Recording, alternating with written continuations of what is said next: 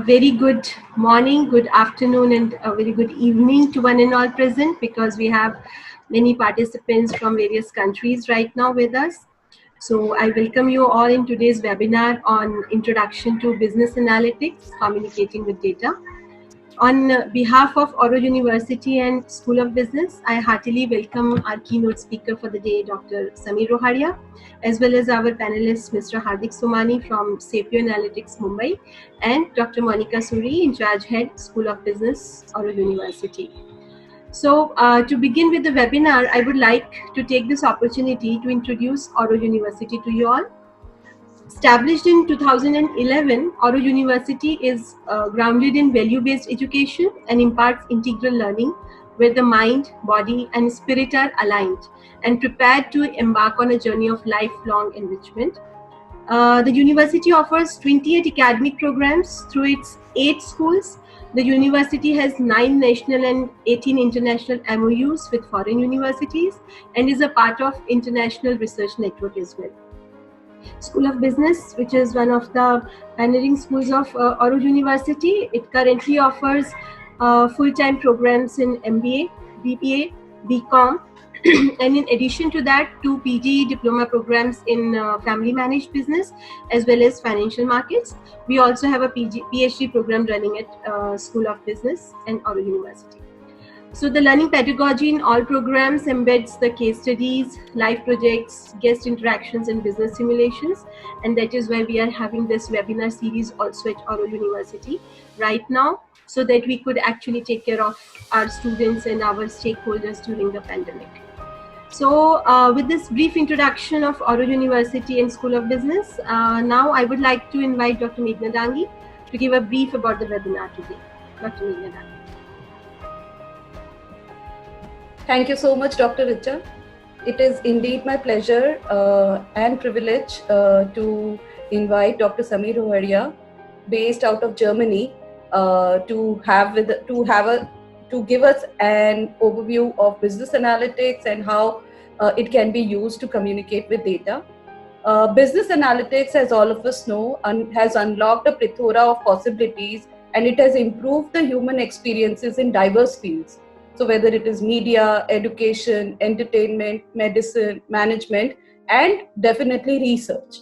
So we take a sneak peek into what the future can be with Dr. Sameer Roharia in this particular session. Basically, business analytics helps the decision maker to go beyond what and get the why and plan for what is the next. Business analytics helps small and large organizations maximize the value of their data, unearth the insights, and build plans and respond real time to the customer demand. Hence, it is really very heartening and exciting to have with us Dr. Sameer Roharia as he shares some practical uses of business analytics and how will business analytics be a disruptor in the times to come and how it can be used for communicating with data. This is a brief introduction of the webinar that we are going to have. With this, I would like to invite Dr. Monica Suri for her brief welcome remarks. Thank you, Dr. Meghna, and once again, welcome to the speakers on my behalf and on behalf of the school. When we are talking about the business analytics, I feel that research also suggests that as much as 55% of the companies today are rapidly searching for engaging in some form of data analytics to get hold of what exactly moves their customers to purchase or to just come forward and to attract them to buy or not to buy. So it is very clear that learning and implementing business analytics can take our business to another level. I mean, that's quite validated and sure. And even as career prospects also, specifically, because many of the students have also joined us for this particular seminar.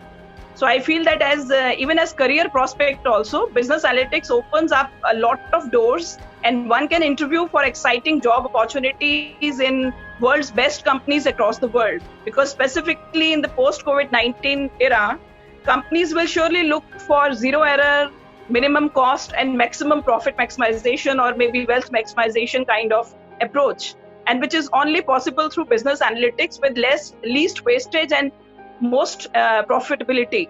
So with this, I feel that Oro University also in same lines, we have commenced PG diploma in business analytics also. What I'm trying to say is like employability scope will be huge in this particular area of business analytics. And I'm sure whatever students have joined today, they will also understand from the experts who are joined us today for this webinar. They'll also come to know what are the various job prospects in this area of business analytics and how it can be used in their family business setups also. Because largely when we see the diversified group of students with Oro University, we have largely from business, family business backgrounds, family-owned business background. So I think in that way it will be quite useful for them if they also get some tips that how to take their business forward, how to scale up their business with the help of business analytics as one of the important statistical approach to their business. So with this thought, I just hand over the session back to Dr. Richa to further proceed with the session. Thank you. Thank you, ma'am. Thank you so much for your opening remarks. So now to take the session forward, I would like to introduce you all to the keynote speaker of the day, Dr. Sameer Roharia. I have tried to introduce him in brief with his immense exposure and experiences actually. So pardon me, sir, if I miss upon something. Dr. Sameer Roharia is BE in Electrical Engineering and an MBA in IT from MS University of Baroda. He is a PhD in IT Management from GTU, Gujarat Technological University, and has done his Master's in Data Science from University of Bologna, Italy. He has 15 years of teaching and 5 years of industry experience to his credit. He is currently working as data analyst and an IT trainer in Hanover, Germany. He has been conducting training programs internationally on data visualization and creating e-learning videos in the area of big data and advanced analytics, including tools like Power BI, Tableau, and MS Excel. So with this introduction, now may I please invite Dr. Sameer Roharia to take the session further and deliver his talk on Introduction to Business Analytics, Communicating with Data. Please. Okay, so thank you very much and good afternoon, everybody. Maybe good evening also in India, because currently here we are having good afternoon, 12:30.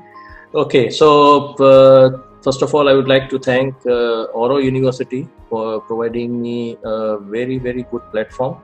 And currently I'm seeing that the number of participants are increasing. We are crossing 250 plus. And to be frank with you, up till now, whatever webinars I have conducted, I think so this is the highest number up till now. And plus I was seeing the chat also that we are having participants from all over India, from north, from east, from south. Definitely we are having people from west also, and plus from outside India also. I saw one person from Fiji and Philippines and many more countries. So I think so this is truly a international webinar.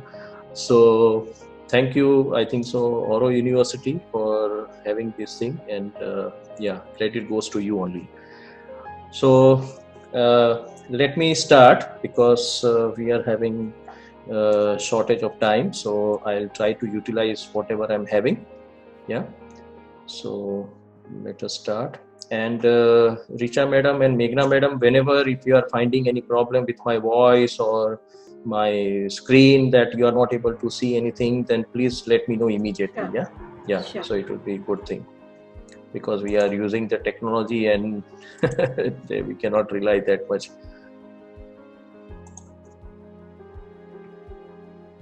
Okay, so I hope you are able to see my screen. Yes, it's visible. Yes, sir, we can see the screen. Okay. Great. So this is the title for today's webinar, that is Introduction to Business Analytics, Communicating with Data. And Madam has already given brief profile of myself, so I'm not going into detail, but I would like to focus some of the points, like when I was a professor for 15 years, so during that period I was regularly coming here to Germany as a guest professor. So I've taken some total 60 hours of sessions for the German, Polish and the Slovenian students as part of the faculty exchange program. Then visited around 15 European countries. Yeah. And this is also important because that I'm life member of ISTD, that is Indian Society for Training and Development, and the Baroda Management Association. Plus, when I was in India, I was also ex-secretary of the ISTD Vadodara chapter.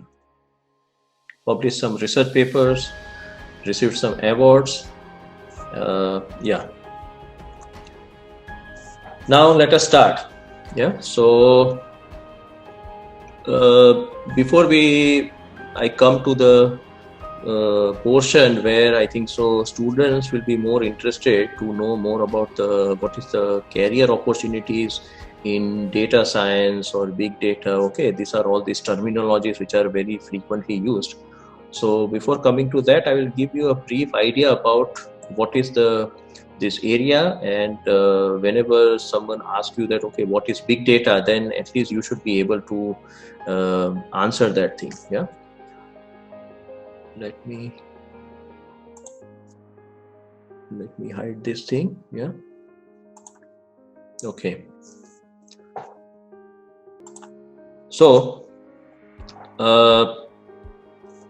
let us start with this quote, that is, without data you are just another person with an opinion. Yeah.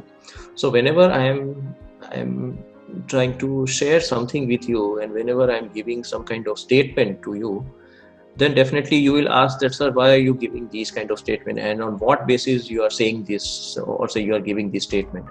So whenever you say any statement, that statement has to be backed by some kind of data. Yeah. So that is what it is saying over here, that without data, yeah, if you are not having any data, then you are just another person with an opinion. Okay, so you are just giving an opinion, but you are not sure about that. Yeah. So that's why today we are focusing more on this value of data, and now we are having huge volume of data, and that's why now we are talking about the concept known as big data. Yeah. So before we jump into that particular topic, I would like to show you this thing, that this is what it is happening in 1 minute, or I would say 60 seconds on internet. Okay, just 1 minute. Yeah. And whatever we are seeing over here, these numbers, we are the culprit of all these numbers. Yeah, these numbers are not automatically generated. We are only generating these numbers. So what happens in 1 minute on internet? So 1.3 million login is taking place on Facebook. Then 19 million texts are sent. Yeah. Then YouTube 4.7 million videos are viewed. So likewise, if you see all these things, yeah, even this Tinder application, yeah. To be frank with you, I was before I went to Bologna University for my second master program, I was not knowing anything about Tinder. But then through my friends, I came to know about Tinder. But this application was not suitable for me. Yeah, I'm already married, so I don't have to use this Tinder. But yeah, so in Tinder also, in 1 minute, 1.6 million swipes are taking place. Yeah. So now you imagine that if this is the situation in 1 minute, then you multiply by the hours and days and months and year. It's a huge volume of data. Yeah. So we are creating this huge volume of data on these various social media platforms. And that is why now we are talking about this big data. So what company wants to know is that they are already having this amount of data, but now they want to get some information out of it, that what really it makes sense, and say what are the views of the customers for their products, for their company. Yeah. So they want to analyze this thing. Now this is a small concept which is known as types of data, because this I'll be using it for the how to define a big data. So let us see these three types of data, that is known as structured data, unstructured data, and semi-structured data. Yeah, I'll make the presentation as simple as possible. So even if people are not having any IT background, don't worry. I think so you'll be able to understand this thing. So what is structured data? Structured data is what we were having up till now. That is the data which we put in rows and columns, that is in a table. So it is having a well-defined content. And these are some of the examples like customer data, sales data, sensor data. It can be easily understood. And here it says that it can be stored in RDBMS. Now, those who are having not as a non-IT background, just I would like to give you the full form of this RDBMS, that is known as Relational Database Management System. Yeah. So just keep it like that. But what I want to say is that structured data means, as the word gives you a meaning, that the data is put in a structured format. Yeah. Now, the opposite thing is unstructured data. So unstructured means which you cannot put it in that structure, that is the table structure. Yeah. So say for example, if you are having an image, so you cannot divide an image into 10 parts and then you can put it into those kind of rows and columns. Yeah. Same case with video also. So whenever you are having an image, you take that image as it is, or whenever you are having a video, you take that video as it is. Okay. And now it says that around 80 to 90% of the data that is getting generated in this world is unstructured data. Yeah, we are talking about Facebook and Twitter and Instagram and whatnot. So mostly we are sharing the images, we are sharing the videos, so plus the natural language text and all those things. So this is what, like, that now maximum things are happening related to the unstructured data. And this is what company wants to analyze. Yeah. And the third concept is known as semi-structured data, which is a combination of both structured and unstructured. So semi-structured means where, here I'm taking an example of an email. Yeah. Now email, if you, so in email we know very well that the top portion of email, where we say that okay, then we write the email ID of the person to whom we want to send the email. Then if you want to send the mail to many people, then we use CC and BCC. Then we are having the subject column. Yeah. And so likewise, what happens that the top portion of that email, it is the structured portion, and whatever we write below, yeah, in that our main text, that is known as unstructured. Yeah. So that's why email is a combination of both structured and unstructured. That's why it is known as a semi-structured data. Yeah. Social media feeds also, like whenever we want to put something on, say for example, LinkedIn or like even in Facebook also, then initially there is some structure. Yeah, you give some title, then whatever you write the text, definitely it is unstructured. Plus, if you are sharing some picture or video, that is also unstructured. Yeah. Now, what is big data? Yeah. So, first of all, I'll show you this definition. I know that this definition is very small. Yeah. But let me explain you this concept of big data with the help of these 3 V's. Yeah. So one person, he defined this big data with the help of the 3 V's. So the first V is known as variety. Yeah. Now, big data, whenever we are talking about this concept, big data, it should have a variety. So variety means, as recently I showed you that structured data, unstructured data, semi-structured data, that is what we mean by variety. Okay. So big data is having those varieties. Then we are talking about the volume. Yeah. So volume, because as the term says, big data. Yeah. So big data means we are having large volume of data. Yeah. So we are talking about lot of transaction tables, files, records, and it is mostly about terabytes. Yeah. So there is volume of data. And the third thing is known as velocity. So velocity means the frequency at which the data is generated.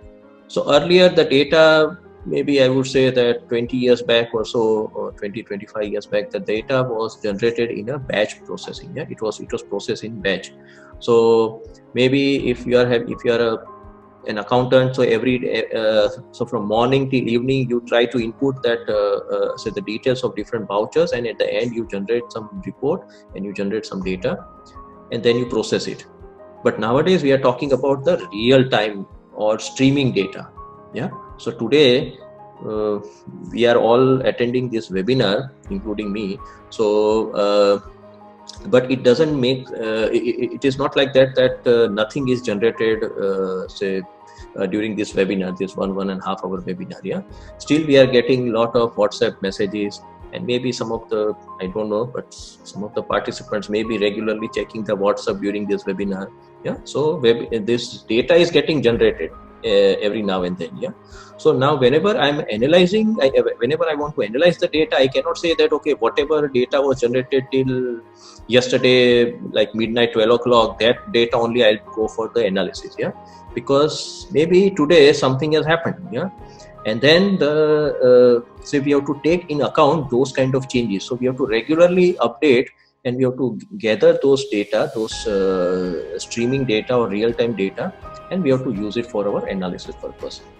So these are the 3 V's based on which the big data can be defined. Now remember one thing, that if you want to define big data, then even if we have one V, say for example, I'm having a very small company, and I'm not having a large volume of data, but I'm having just variety of data. Yeah, I'm having structured, unstructured, semi-structured, whatever. So even if I'm having one V of big data, then also my data can be termed as big data. This you have to remember. Yeah, people, they always say that, okay, whenever I talk about big data means large volume of data. No, it is not like that. It has to be, it can have any one V or any 2 V's, or it can have 3 V's also together. Yeah, so it totally depends upon the organization. Sometimes you may have velocity, but you may not have variety in volume. It is possible. Or sometimes you may have only volume, but you may not have variety. Yeah, so any one V, if you are having any one V, then that data can be termed as a big data. This is what I wanted to say. Yeah. Now this one, the person who gave these 3 V's, after that another person, he came with 7 V's. Yeah, 7 V's of big data. And then today only I saw that when I was searching for these V's, then I came to know that 10 V's have also come. Yeah, so always so when I was in India, I was telling my students, especially when I was hearing about those 4 P's of marketing. So when I completed my MBA in 2000, we were having 4 P's of marketing. Yeah, and then now I don't know how many P's are there. Yeah, maybe 11, 12, 13, whatever those P's are there. So what happens that over a period of time, those P's and V's, they increase. So it is good that if you say study your program say very fast, then I think so you'll not have any problem. Okay, so I was not knowing about these 10 V's. I was knowing about the 7 V's, but this 10 V's is new to me, to be frank with you. Yeah, and maybe after 6 months or so, or 1 year, maybe I'll also include some more V's. Yeah, so it is good that you are hearing this webinar now, and maybe not after 1 year. Yeah. Then I would like to take these 3 concepts in a very, very short, that you must have heard these concepts like artificial intelligence, machine learning, deep learning. Okay, now there are technical definitions. Okay, so if you want to go and read those technical definitions, definitely you can Google it. But maybe I would like to focus on those people who are having non-IT background, and if they want to understand these 3 concepts in a very layman language, then let me give you that small understanding. Yeah. Now here in this figure, you just see this thing, that the bigger circle, it is known as artificial intelligence. Within artificial intelligence, we are having machine learning, and within machine learning, we are having deep learning. Yeah. So that only you remember in this particular figure. Now let me explain you these small concepts. Okay.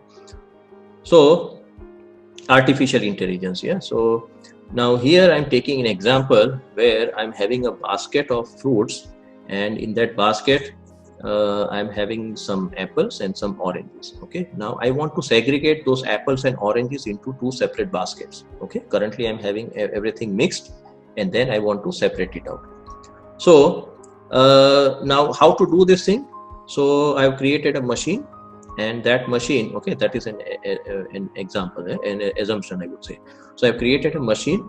Now that machine, I want that machine to segregate these apples and oranges. Now how to do this thing? So definitely it is a machine.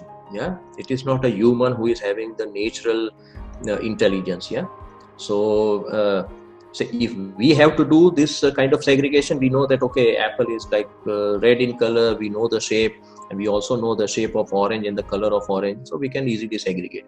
But when I want to tell this thing to the machine, then we have to give all these characteristics of apple and the characteristics of oranges. We have to load that data into the machine, and then machine will take one particular fruit from that mixed basket, and then it will match with the data. Okay, it is red in color, okay, it is like this shape, so now it is apple, so it will put in that basket where the apple is there. Okay, it will take maybe orange, it will check with the data, and then it will put in the basket of orange.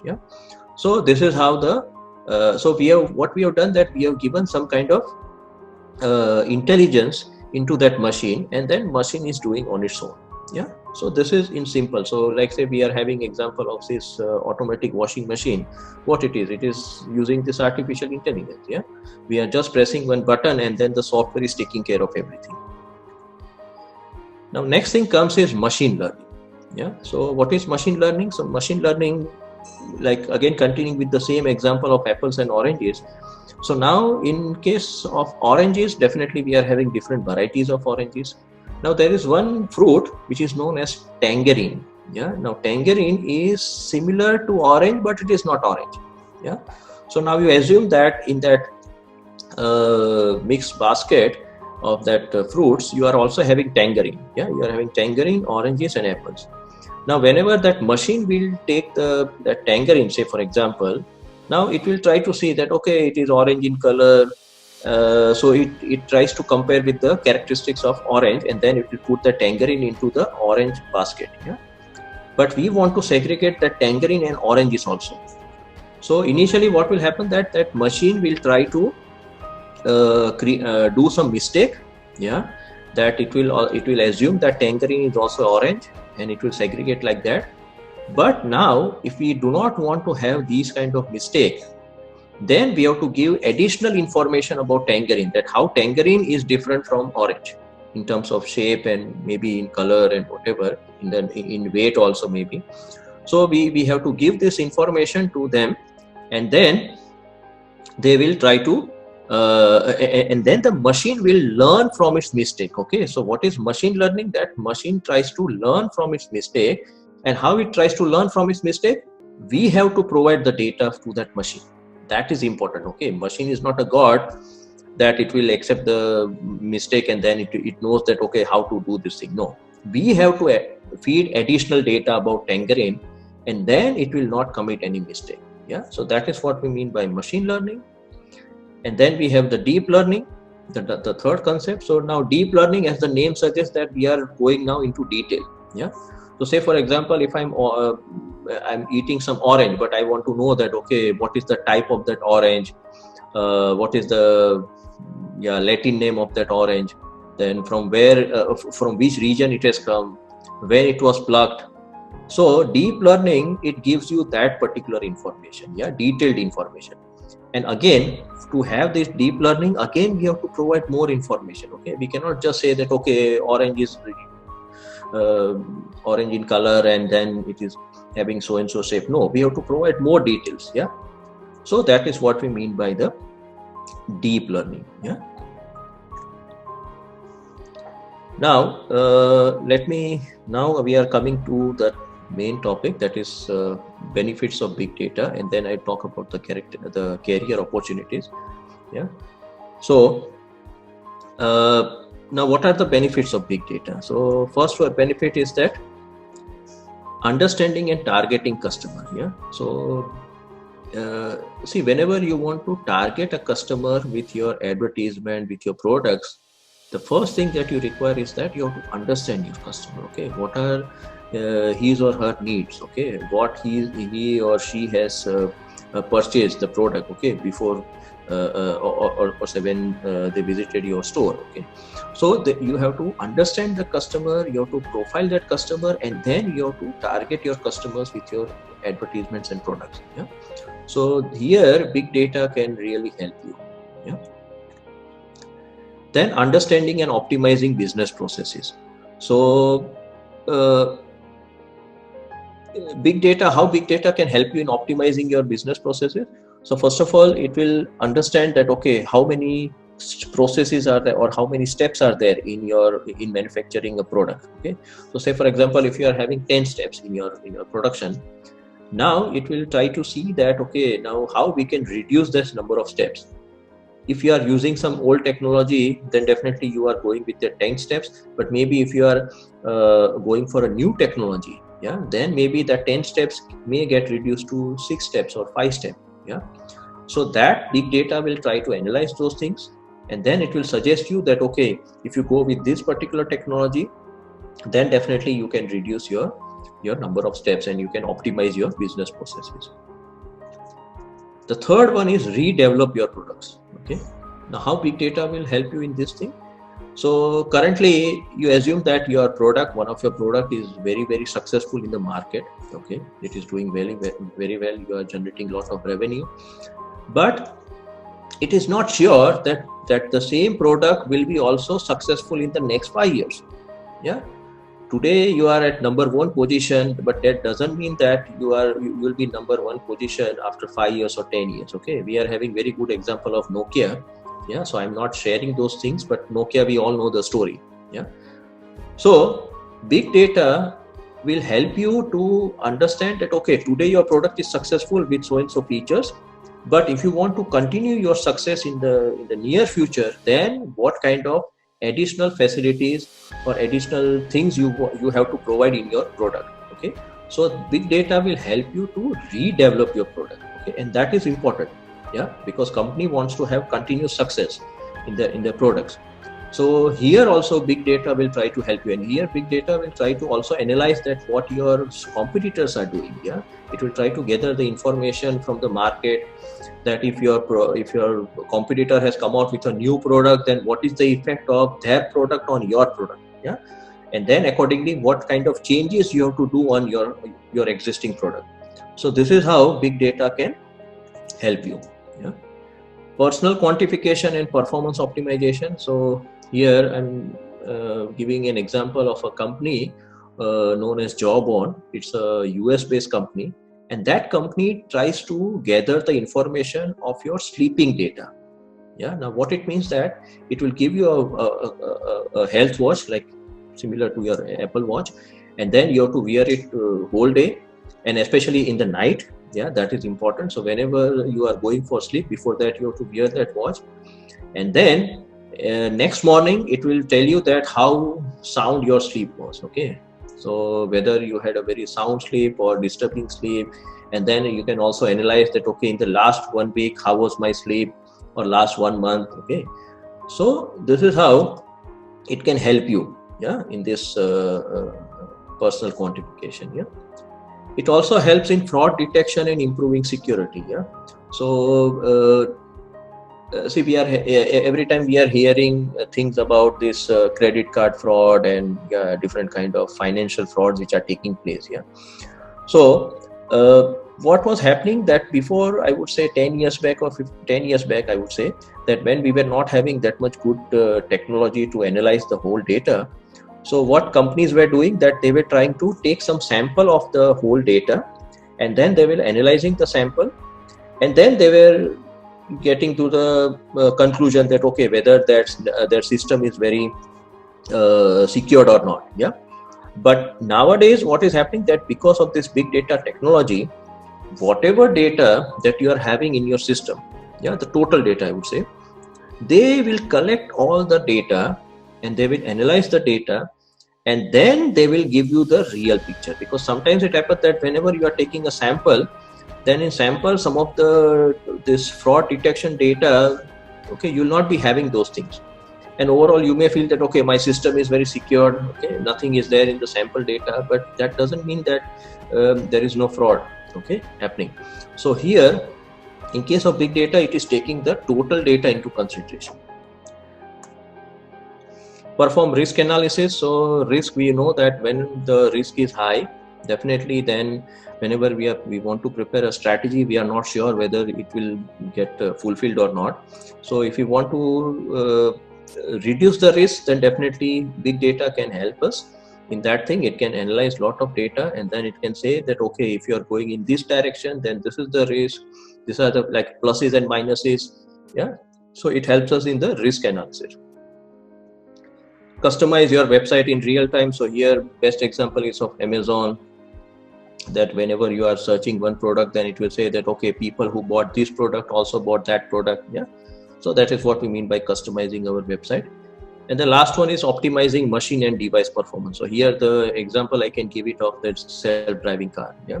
So it is optimizing the machine, the car, with the help of the technology, and big data is analyzing the data which is coming from those different cameras which are fitted on the car.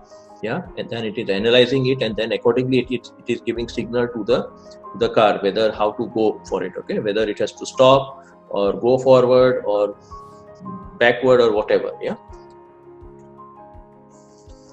Now some of the application areas of big data. Yeah. Richa madam, you tell me how much time we are having. Sir, you may take few more minutes, no issues. Okay. 10 minutes, 10, 15 minutes. Okay. I'll go for 10 minutes. Yeah. Okay. So, application areas of big data. So already I've given you some examples in the advantages of big data, but let me give you some more examples that how it can be used. And then this can help you to understand that, okay, what are the opportunities or job opportunities which are available in that particular area. Yeah. So let me start with, say, for example, healthcare. Yeah. Now, currently, what is happening in healthcare, that, say, for example, if I'm having some little bit of fever, yeah, so then I go to the doctor analyze me, and then he or she tries to see my symptoms, that, okay, I'm having fever, the temperature is high, yeah, I'm having some cough and cold maybe, yeah, I'm talking in general, yeah, not specific to this coronavirus situation, but in general. So, and then based on that symptoms, the doctor will try to analyze that, okay, I may be suffering from so and so disease, and then he or she will give me the medicines. Yeah. So this is the current situation. Yeah. But now what big data can help you, that big data can predict that what will happen to you in next 15 years. Yeah. So today maybe I'm fit. Yeah. Nothing is there. But maybe it can predict that after 15 years I may have diabetes. Okay. So it is, big data is trying to analyze your past data, your past health data plus your current health data, and then based on my lifestyle also. Yeah, it will also include that what is my lifestyle, what kind of food I'm eating. If I'm eating more of this junk food, fast food, then definitely there are chances that say after 15 years I may have the diabetes. Okay, so normally this big data will analyze this total data of my health record, and then it will try to predict. So that is really good for me, that if I come to know that, okay, after 15 years I may suffer from diabetes, then definitely I may take the precaution right from the first day, yeah, right from today. So this is what I would say one of the example of healthcare. There are many applications in healthcare. Yeah. Likewise, in banking and securities also, like I've already given you that in case of banking also, we can do the profiling of the customers. We can then target the customers. Yeah. And here, see, up till now, what was happening, that in case of banking and insurance also, that they were having the general products. Yeah. So it was not customer oriented, it was more of the product oriented. So if you want that product, you have to go for that product, but it will not get customized. Now people, this banking and insurance, they are getting customized product, but still they are having a lot of restrictions. Okay, but maybe this in the very future, I would say that big data will help them to understand that particular customer. Yeah, they are only talking about one customer. They will understand his requirements, and then they will try to offer a customized product for that particular customer only, not for a group of customers, I would say. Yeah. So this is what is happening in banking. And then if I would give an example of the fraud detection system, yeah, how it is helping the banking system. Now insurance, yeah, there are very good examples. Now insurance today, say for example, if I'm going for a life insurance, so they will see that, okay, what is my current age? Okay, my current age is 45. Then they will say that, okay, at age of 45, they are like, in case of this LIC, you know very well that they are having the table, yeah. So if it is age of 45, and then if you are going for maybe 20 years of this premium, then the per year premium it will be this much. So it is like everything is set, yeah. So that doesn't so say for example, if I am there and there is another person, we are of the same age, but my lifestyle is not so, I would say, straightforward. Okay, so I'm eating a lot of fast food and all those things. I'm not doing any exercises and all those things. So definitely there are chances that I may get sick at a regular interval. Okay, but the other person will be always fit, yeah, because he is following those diet and exercises. But currently what it is happening, that we both are paying the same premium, yeah, though our lifestyles are different.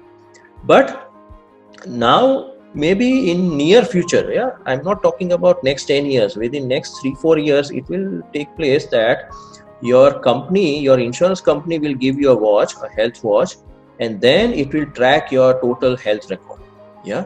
So if you are not having I would say, if you're not following the diet and all those exercises, definitely you will pay more premium compared to the other person, yeah. And this is really, some of the countries have already started this thing, and very soon it is going to come in India also. The same thing is happening with the case of, say for example, the vehicle insurance, yeah.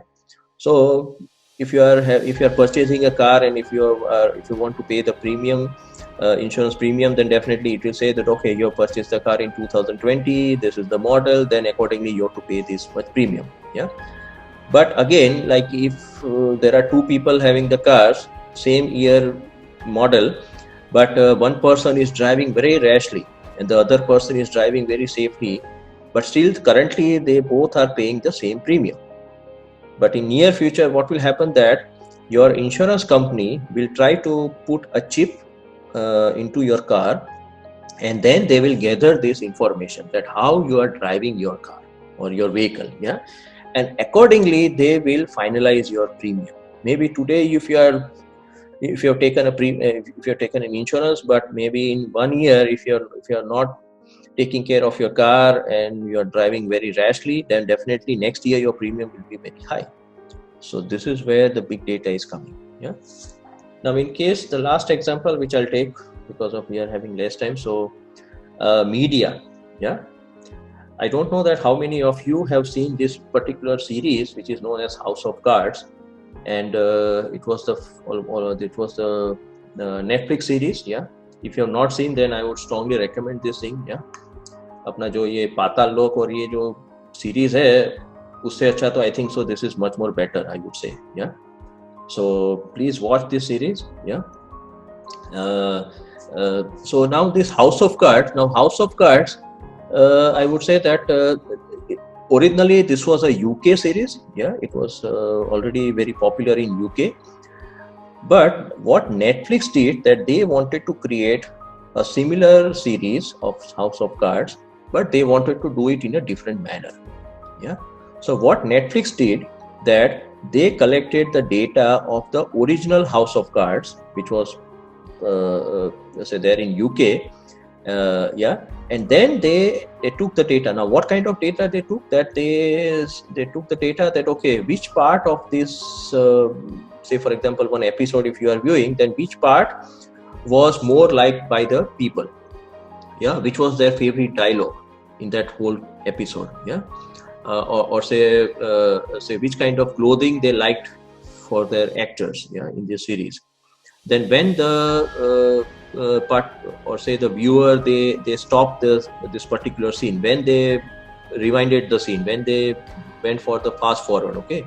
So all those information they collected, and then they prepared this House of Cards, which was I would say the most popular series in whole, I would say, the Netflix, and it won almost like 22 Emmy awards, yeah. Since 2013 it has won 22 Emmy awards, so this is not a joke, yeah. So here they utilize fully this big data. Yeah, they analyzed everything, and accordingly, whatever the audience wanted to hear, they accordingly gave this thing to them. Yeah. Now, what I'll do, I will try to share one video because now the last 5 minutes I want to focus on these career opportunities. So, what I would like to show you is that a small video which will give you an idea about. So there are 3 roles in case of big data. So we are having the data analyst, and then we are having the data engineer, and then we are having the data scientist. So this is a small video which can give you a glimpse. Yeah.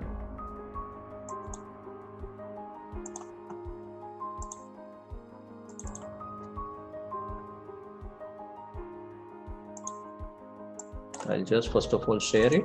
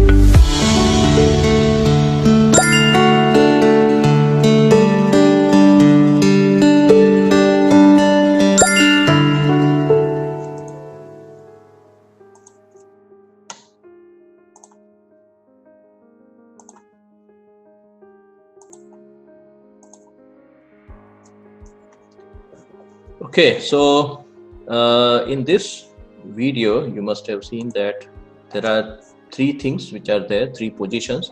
So we are having data analyst, then we are having the big data engineer or data engineer, and then we are having the data scientist. So normally, like when I was also doing my second master in data science from Bologna University, say the major question which was coming in my mind that, okay, where I have to start in this area. Yeah, if I want to jump into big data area or data analytics area, then where I have to start.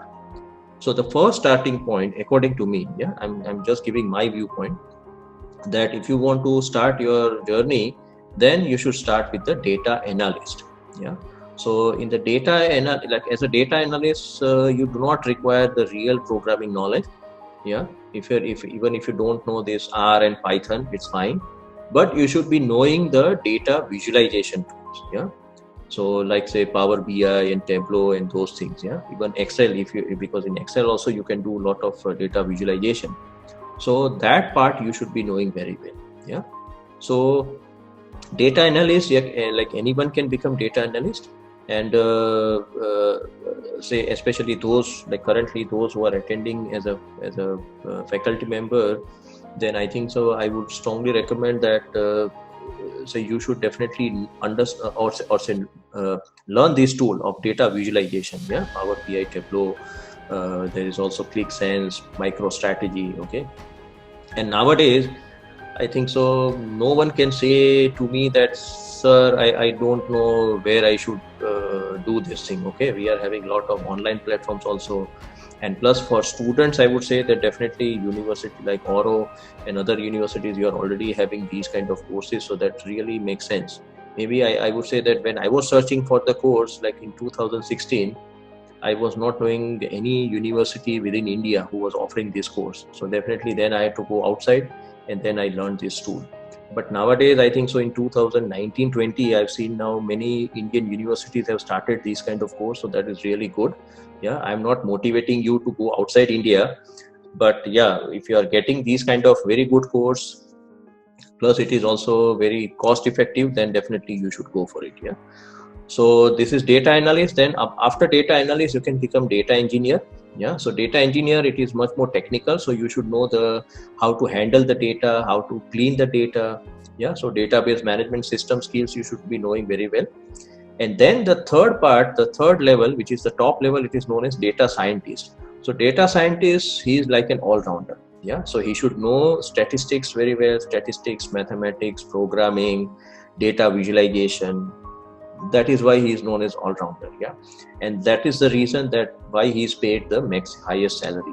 Yeah, in US it's around like 130,000 US dollars you are getting it. Yeah, in terms of European country also, on an average around 100,000 euros you get. Yeah, for this particular position, but you cannot directly jump to that particular level. Yeah, you have to go step by step.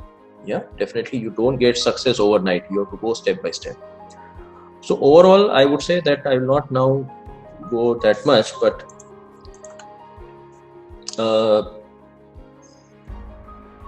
yeah, I would like to, because now we are having very less time, so I would like to give you an overview that overall the situation currently in India is very good in terms of this, you can say data analytics or big data area. So many companies, they require these kind of people, and I would say that those who are already, maybe I don't know, but maybe some of the company professionals who have joined this webinar. So if you want to also jump to that area, in this area, definitely you can do it, and that will really enhance your existence in your organization. Okay. So you can learn those things from the online tool, which say online learning platform which are there, and you can develop yourself. For students, I would say that I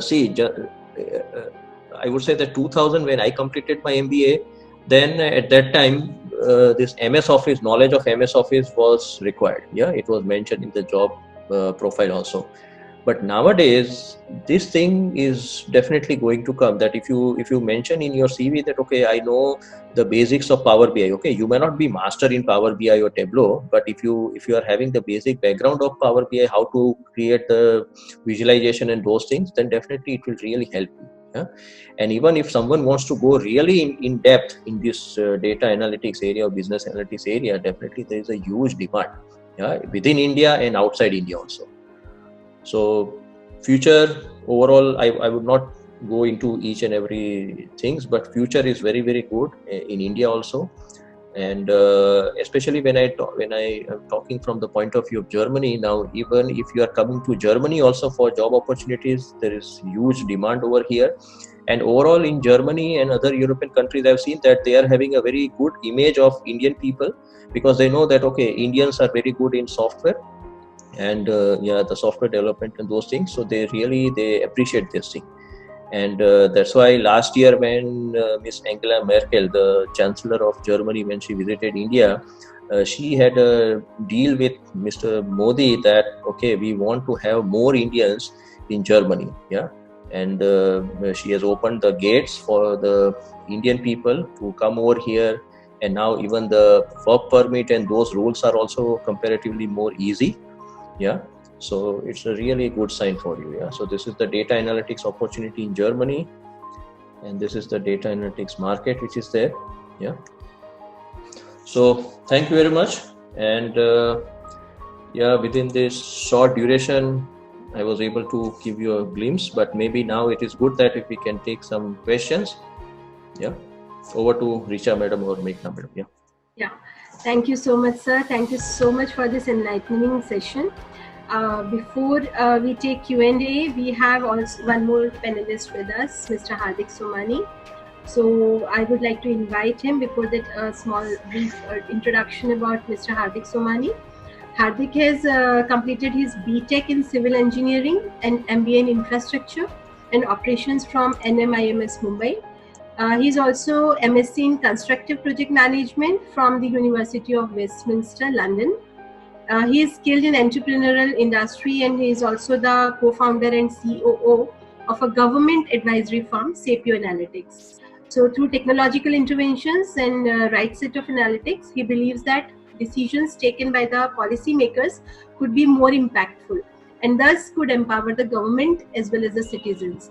So we would like to hear more from Mr. Hardik Somani, that what are the opportunities and the practical aspects of business analytics, since you are working with government also recently, and so what is the future? So please, Hardik Somani ji. Thank you, ma'am, for the very warm introduction. I think so majority of the points have been covered very wonderfully by Dr. Samir. So I'll keep whatever I'll say very short, and I'll just add on to whatever has been said by Dr. Samir.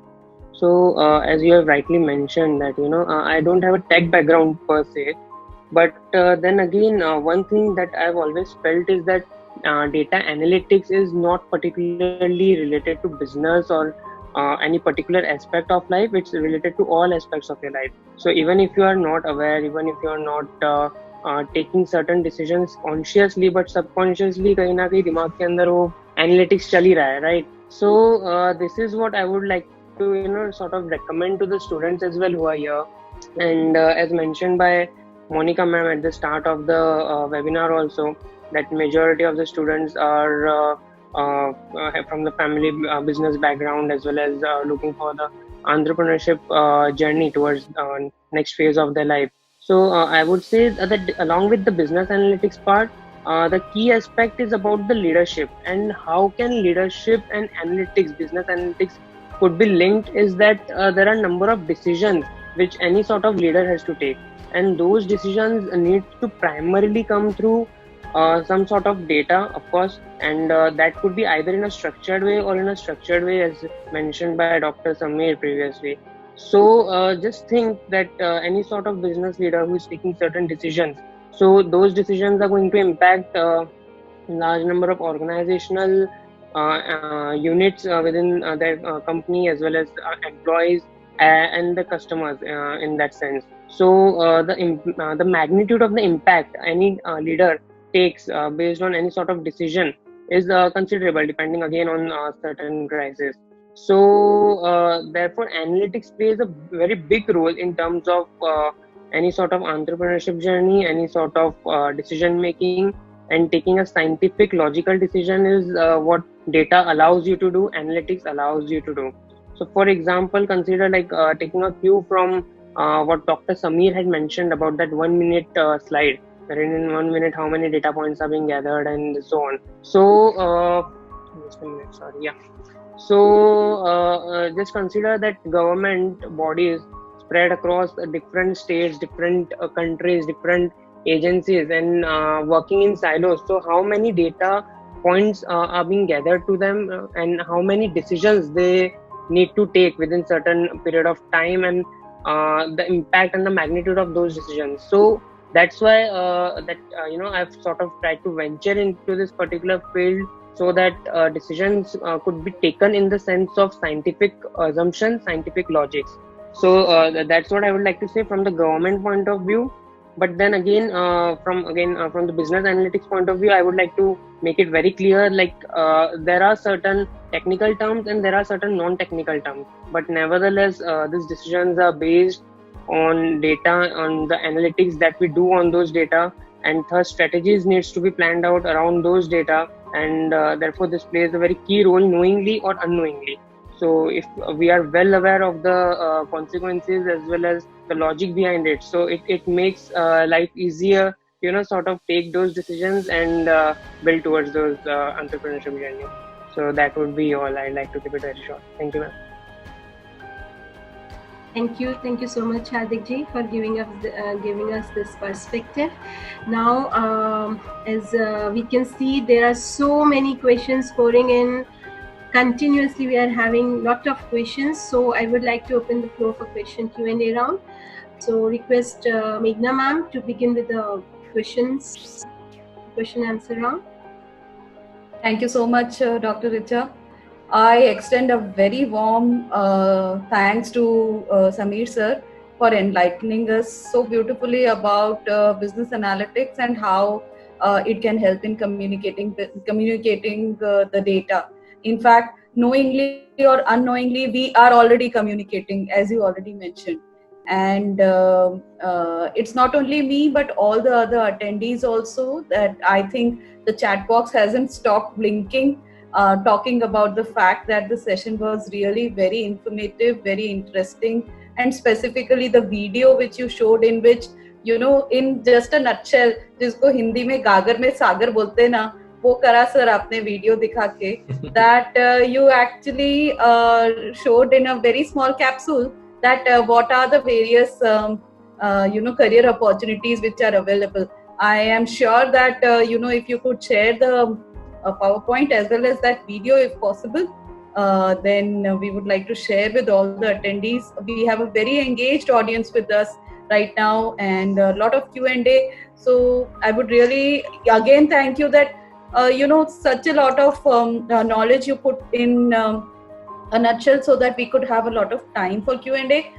Before I begin with the Q&A, I would also like to thank Hardik. Hardik, that's a very wonderful bookshelf that you have behind you. And speaking of data analytics, I guess although you are working in the data field, but still you are keeping yourself so much grounded with books. That is very great to see. And a young person like you working on government projects and using analytics for the same, I think we have had a short but very interesting insight from you also. So coming to the Q&A, so one of the questions which was being asked continuously, although you had touched upon it, Sameer sir, but one of the things is there's a lot of jargon which is associated with business analytics, So one is, what is data analytics and what is data analysis, right? And then you also showed that what is artificial intelligence, machine learning, deep learning. And then of course we also have IoT, neural networks. And this is a kind of maze for laymen. So if you, in very brief, if you could just walk us through this particular maze and enlighten us, because this is a question which we are constantly getting. Okay. So first of all, like you talked about that IoT, that is Internet of Things. So normally in my earlier webinar, I also showed that what is IoT. But I think so today I thought that maybe I'll not be able to complete. But let me tell you this thing in a very layman language, that what is IoT, that is Internet of Things. So currently, like IoT, I would say that IoT is also one of the entity which is responsible for this big data. So Internet of Things, like it's like a network of the various devices that we are using. Let's say, for example, whenever we are purchasing a smartphone, then it is also a device. So once we start that smartphone and then we connect it, or say we connect with the mobile network or our internet or Wi-Fi, then it is generating data. So we are using, currently we are talking about smart cities and smart homes. So in smart home also there are different devices which are used. So whenever you are connecting all these devices and you are trying to make a network, okay, and then what is happening, that when these devices are getting connected, so every device is trying to share some information and also try to gather or say get some information from the other people. So this is what I would say, that this is a small definition or layman definition of IoT.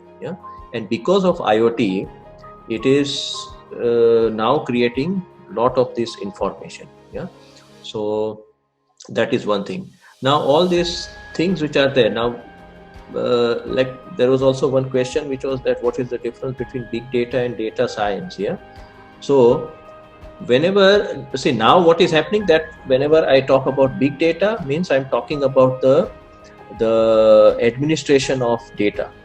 So I'm more into the cleaning of data and structuring the data.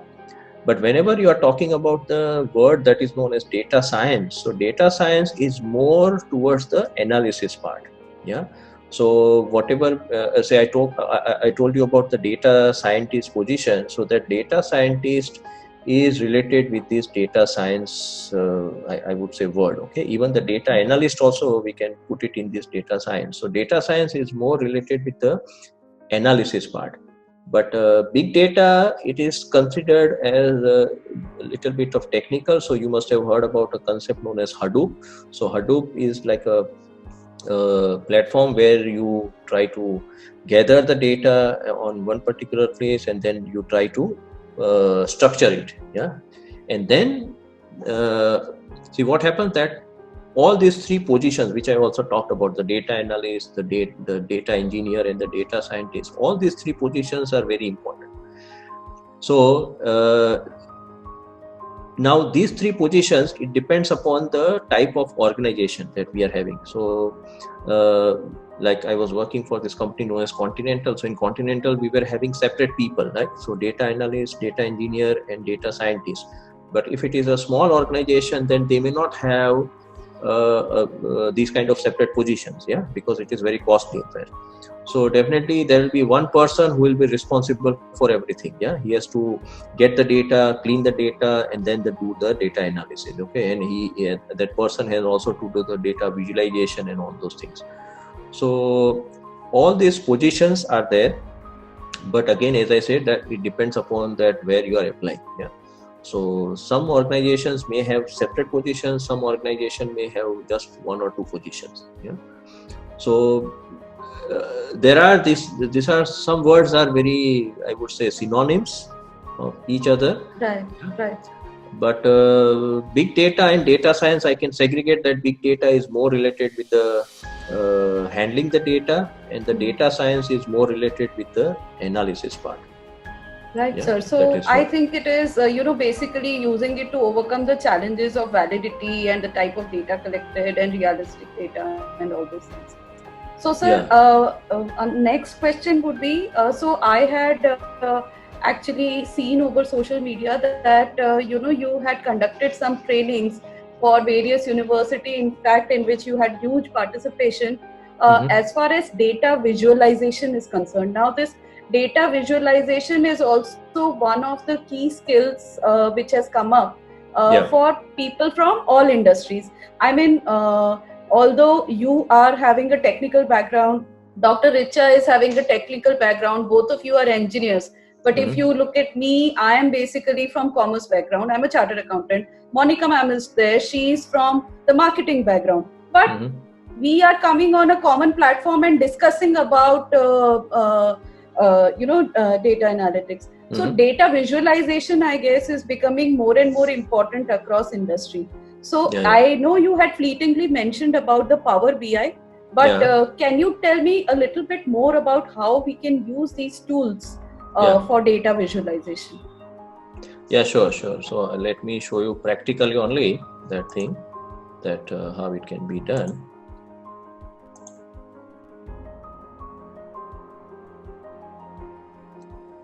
So are you able to see this screen? Yes, sir, we are. Yeah. Okay, let me hide this thing. Okay, so first of all, just to give you a brief background about what is this Power BI, okay, and BI stands for business intelligence, okay. So Power BI, it's a data visualization tool from Microsoft, and in my layman definition, I can say that it's a big brother of MS Excel. Yeah, so we all are very much familiar with MS Excel. So definitely this Power BI is much more, I would say, having much more features compared to MS Excel. Plus it is also very, very user friendly. Yeah. So say for example, if you want to create some charts on MS Excel, then you have to maybe do some 5-6 clicks here and there. But in case of Power BI, it is much more easier. So say I conducted this one workshop, which was a 5 days kind of a webinar. It was online, and there it was every day. It was 2-hour session. So I started from the scratch because I assumed that nobody in the audience or in the participant leads, they were not having any idea about Power BI. So with that background, I conducted this 5 days workshop, starting with that how to download this Power BI. And one of the good feature of Power BI is that it is totally free of cost. Yeah. So if you go for the normal version, then it is free of cost, and it is free for the lifetime. Okay, it is not having any trial period like 2 weeks or something like that.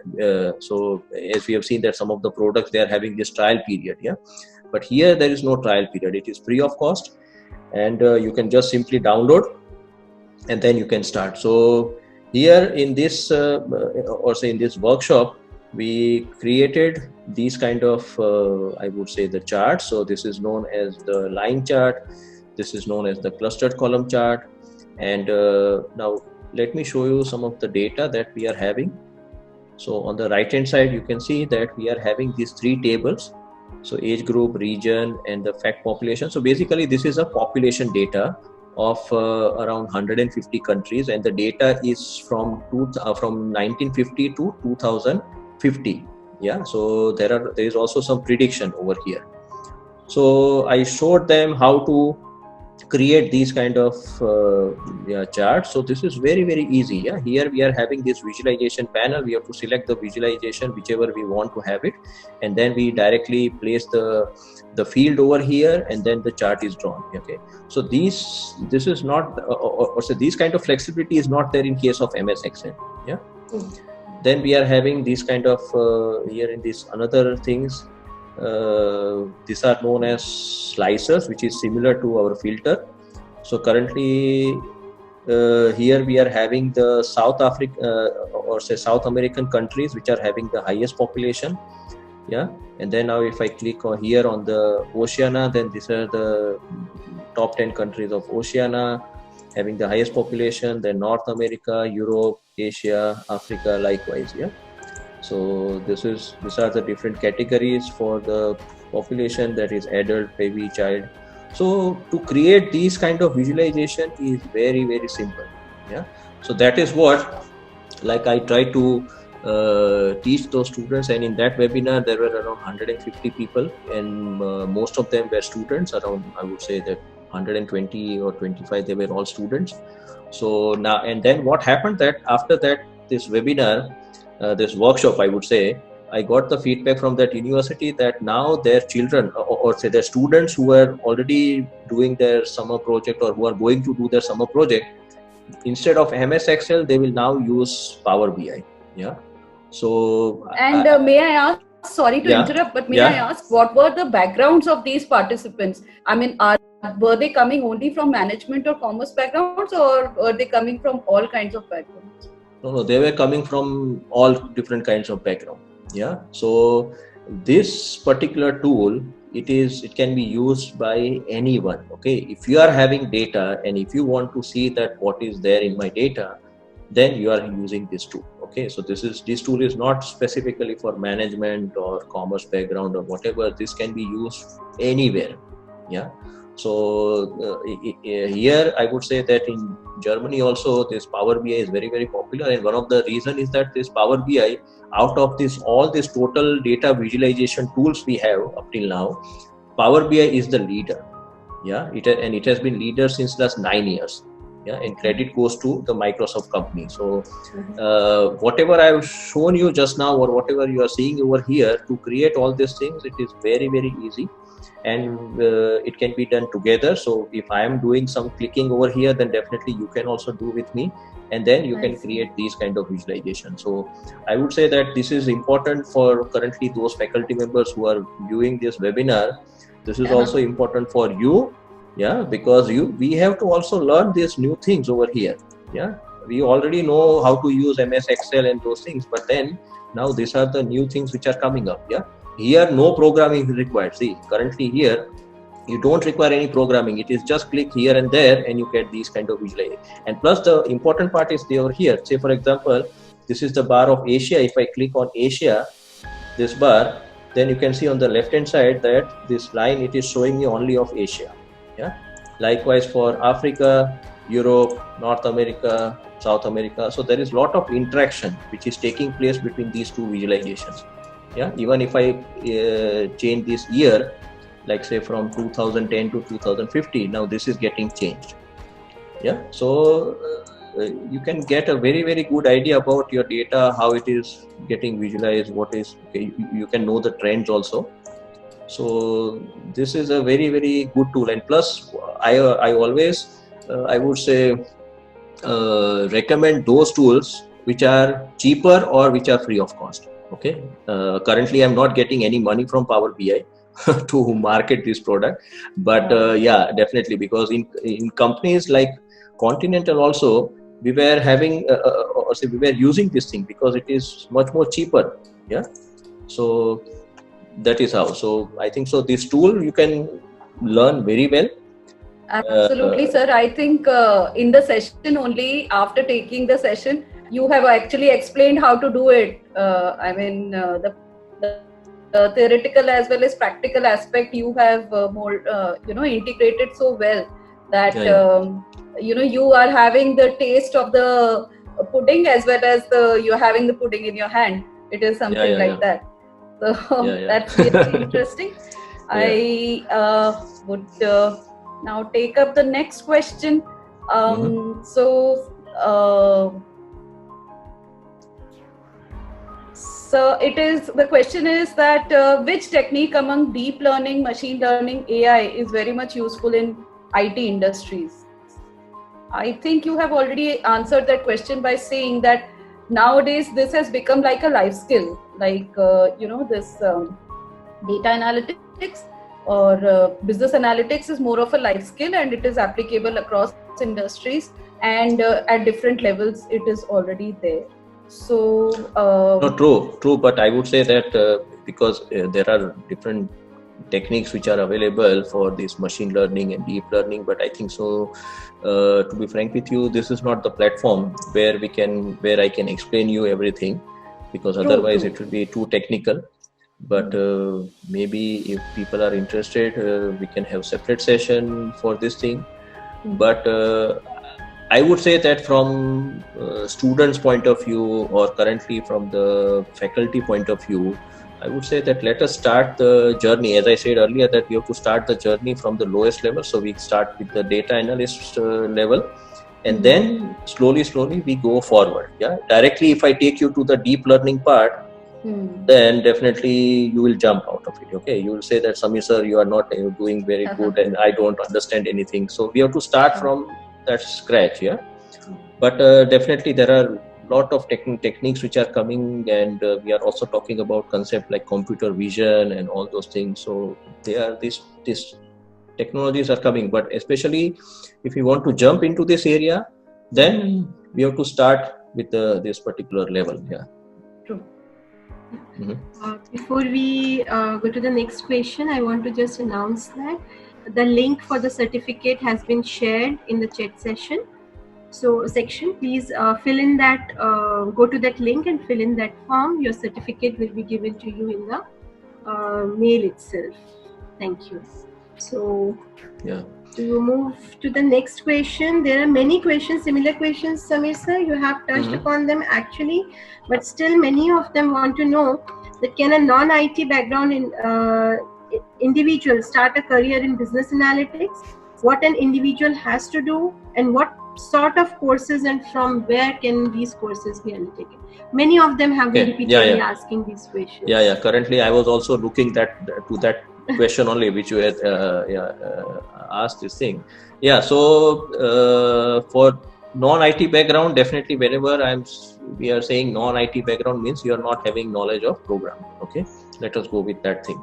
So then, as I said, you start with this data visualization tools. Yeah, so Power BI is currently number 1, then Tableau is number 2 in terms of and I am giving you this data based on one report which is known as Gartner report. So it's a very authentic report which is there. So so currently I know Power BI, Tableau plus another tool also, ClickSense. So you can start with that thing, and then slowly you can move towards the this concept of machine learning.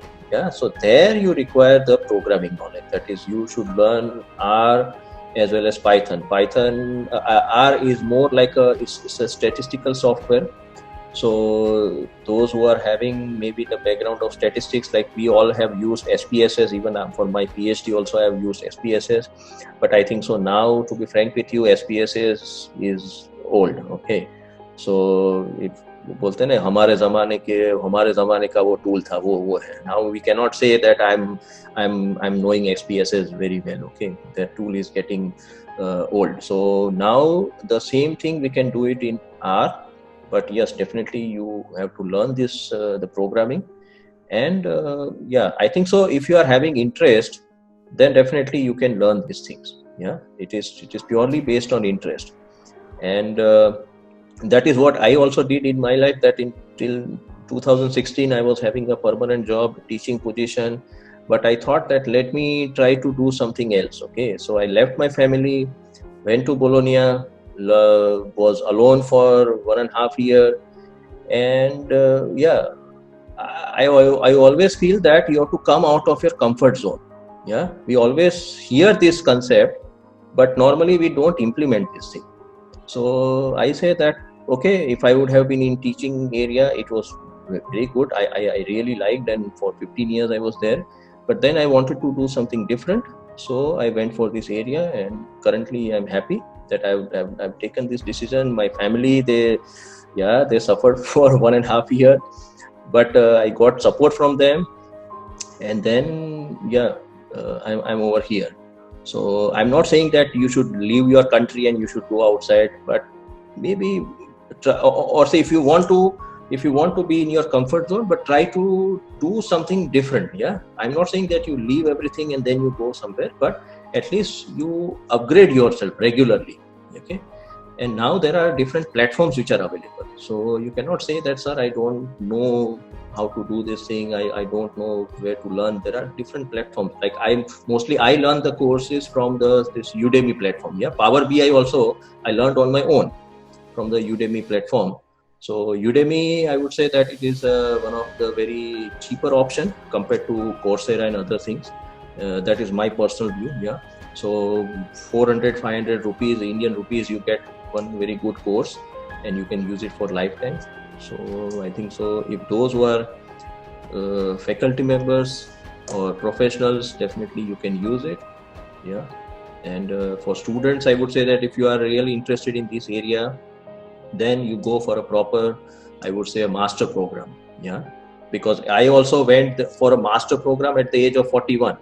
Yeah, so if I can do at the age of 41, definitely you are all 22, 23 years old, definitely you can go for these kind of master. Even if you have done already one master, you can go for second master also.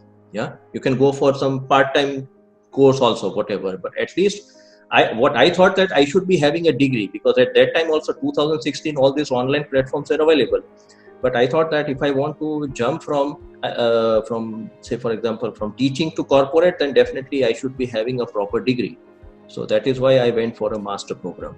Yeah. So I think you are absolutely right, Sameer sir. I think all of us, whether it is youngsters or whether it is us, I think the key right now in the present time is to be able to unlearn, learn and relearn. Yes. So, that is one skill which I think this pandemic has actually taught us, that we have to keep on relearning and reinventing ourselves. Then only we remain relevant. So for relevance, both these things are important. And taking a cue from what you said, that, it's not necessary to go abroad only, and it can, lot of things can be done in India also. I would also like to mention that Oro University has also joined hands with Coursera, and we are offering online courses to our faculty and students free of cost. I mean, very good. That. So lot of such courses. So this is one facility which is provided by Oro University. Coming to, working in India. So what do you think are the challenges for as far as analytics and everything is concerned? And a question related to ethics was also asked, that, can companies use it for the detriment of the consumers per se? by using data analytics, and can we become, kind of exposed kind of thing? So there are a lot of ethical issues and security protocols also which are involved. At least that mindset is there with the people. So can you please, throw some light on that? So here I would say that in case of Germany, the ethics, this particular topic is very, very sensitive compared when I compare it to India. Yeah, here the people are very, very sensitive. So say initially when I came over here in 2017, then I was having the feeling that if people are so restricting themselves by sharing their information, then how this big data industry will evolve in Germany. Yeah, that is the thing, because if you don't have data, then you don't have big data also. Okay, so but overall I would say that depends upon the company, that how you are using it, and if you are using it for the right purpose, yeah, you are using it for your own products, then I would say that it's really good, because you are getting some kind of suggestions from the company that okay, if you have used this thing, you can use this thing. Yeah, there is also one very favorite example of one of the store. There is one superstore in US. I forgot the name of the superstore, but what they did, that one of the lady, she visited one of their store, and then that lady, she went home, and then after 2-3 days she received an email, I would say a formal a letter from that store. Now in that letter it was mentioned that okay, congratulations on being pregnant, and we are very happy to know this thing, and now say you are currently in the second second month of your pregnancy, and then now we would like to suggest you so and so products. Now that letter, unfortunately, it was received by the by the girl's parents. Yeah. Now the girl's parents were not knowing that their daughter is pregnant. Yeah. So then later on, that girl, she came to know about this letter. She was very furious, and then she went to the store. She said that okay, how can you know this thing that I am pregnant? Then they said that when you visited our store last time, you had purchased so and so products. Now these products, they are not purchased by a normal lady. Yeah. So we already know that these products are used during the pregnancy. That's why we came to know that okay, you are at this particular level of pregnancy, and now we want to give you this new products. Okay, so that if you remember that one of my the first benefit of big data which I highlighted was understanding and targeting your customer. Yeah. So this is the best example, that you understood your customer, and now you are targeting with your products. So if this is the thing, then I would say that it is good that you are getting that kind of recommendation. But whatever we have known about this Facebook and this Cambridge Analytics, this was the another part, I would say. Yeah. So for that, I think so big data is not, and for I think so every technology is having pluses and minuses. So, but it depends upon the company that how you are taking this thing. Thank you, Sameer sir. Yeah. I will take a quick question for Hardik ji, because there are many participants who are not only students but from entrepreneurs and businessmen and looking forward to being an entrepreneur. So there is a question for Hardik ji. According to you, what should be correct feature post-pandemic era to be considered by venture capitalists to decide upon their investments? What should be the big data they will accumulate to invest their money? So basically, ma'am, this has been a very tough time for the industry per se, and we have been in touch with multiple investors, multiple venture capitalists because of other business ventures also. So the only consideration that people at this point are taking into their thought is which industry has survived, which industry has taken a leap, and which industry has per se made a difference and added certain value towards whatever is the business goal. So more or less that are certain data points that any investor would look up to. And thirdly, how the business model has been framed around, so that post this pandemic era, so that there would be concerns wherein the initial cutoff would be in the luxurious items, luxurious products, which different startups or different problem solvers may be doing so. So this would be something that the venture capitalist and people would be looking forward to, is that whatever business model or whatever problem that person is trying to solve or that organization is resolving is somehow adding value rather than being a luxurious product. So these are certain analytics which would come into the picture in the near term. Yeah, thank you so much, Hardik ji, for your response. I'm sure the person who had this query is good to hear that. So since we are running little short of time now, and it's already 5:31, and still we have so many queries, but I think we will post them later to the panelists, to the speakers over here. We will share them later with you because we cannot cover all of them right now. So I would like to invite Dr. Monica Suri for her closing remarks now.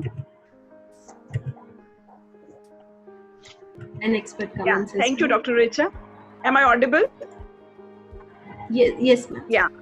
Okay, so Dr. Sameer and Hardik, generally when it comes to business analytics, people generally run away because they think that it is too much mathematical and statistical, though it is. But I think it is important to generate interest and develop their interest right from the beginning, keeping in mind the importance of that particular learning and how it will enhance further their knowledge and how it will enhance their knowledge of business analytics and employability scope in future. So I was able to connect with you because you were talking about the big data. I was just thinking that neuromarketing actually talks about the cognitive and behavioral aspects of the customer. So I think big data and artificial intelligence, they are complementing neuromarketing very well, wherein we are talking about, EEG and fMRI and MRI kind of technologies, just to find out what is going on in the mind of the customer. So I feel that big data will surely complement the same in future. And though fMRI and MRI, when it comes to application of these concepts in Indian companies, it is little expensive because these are not the small tools. These are very big tools with huge investments. And we are in comparison to this big data and business analytics, which you're talking about, you need nothing but a good blend of mind, which knows statistics and mathematics well, and a good market analysis, kind of framework, which you can actually go through.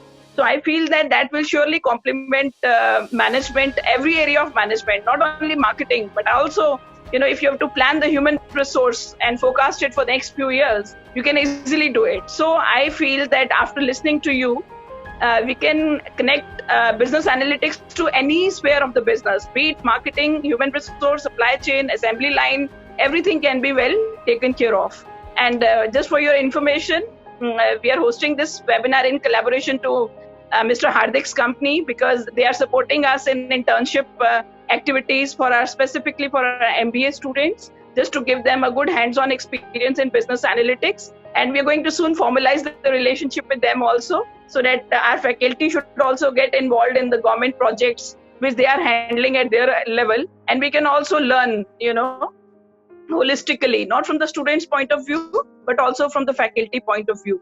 So with this, I like the presentation so much. And Hardik, I've already heard from him about the business analytics. So he has already become my first teacher of business analytics. When last week we had an intense presentation with them.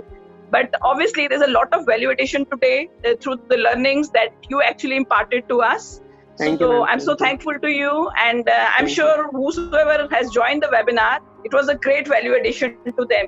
So now the point is how well they are going to use it and how well they are going to generate the interest, because many times what happens, we just listen to something and we forget it easily.